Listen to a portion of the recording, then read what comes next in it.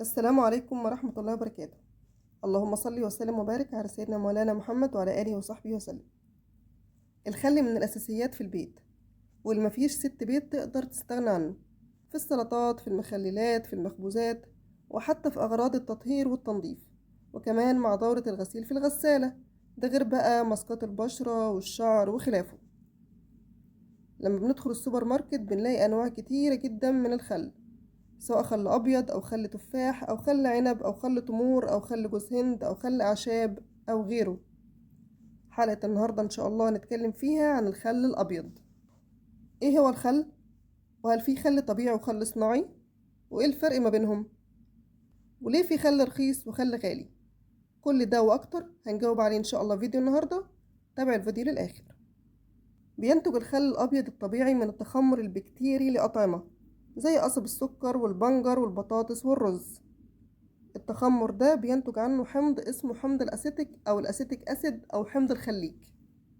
الخل هو محلول مخفف من حمض الخليج ده.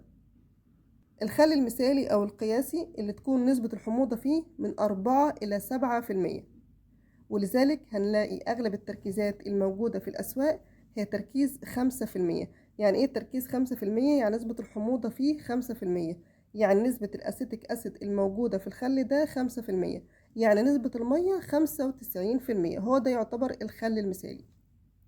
في تركيزات تانية من الخل، ودي تركيزات عالية شوية أو عالية أوي يعني بمعنى صح، اللي هي بيوصل تركيز الأسيتيك أسيد فيها من 20 إلى 30%، ودي مش متوفرة قوي عندنا في الأسواق المصرية، ودي تستخدم لأغراض التطهير والتنظيف، ولا تستخدم إطلاقا في أغراض الطهي والأغراض الغذائية.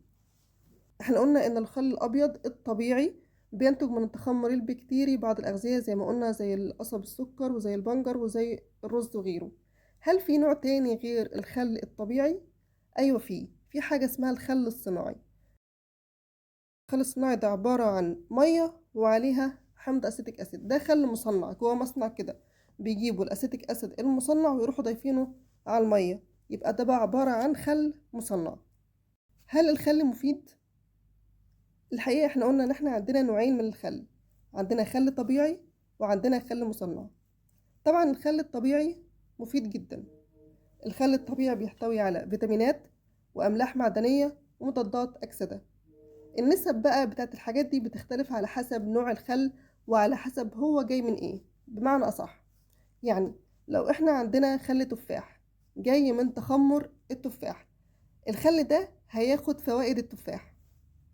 لو احنا عندنا خل عنب جاي من تخمر العنب، خل العنب ده هياخد فوائد العنب، وهكذا. خل اللي هو مصنع من الأرز أو جاي من تخمر الأرز هيكون فيه فوائد الأرز. خل جوز الهند على حسب الحاجة اللي الخل اللي جاي منها هياخد فوائدها.